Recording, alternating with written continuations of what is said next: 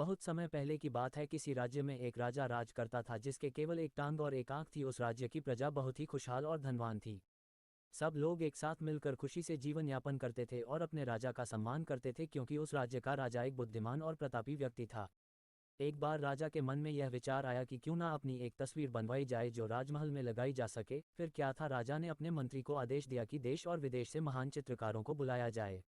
राजा के आदेश पाकर देश और विदेश से कई महान चित्रकार राजा के दरबार में पहुंचे। राजा ने उन सभी से हाथ जोड़कर आग्रह किया कि उनकी एक बहुत ही सुंदर तस्वीर बनाई जाए।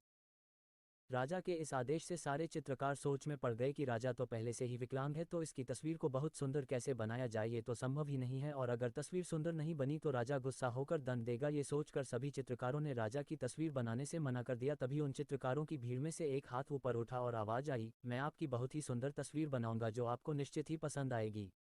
चित्रकार ने राजा की आज्ञा लेकर तस्वीर बनाना शुरू किया। काफी देर बाद उसने एक तस्वीर तैयार की।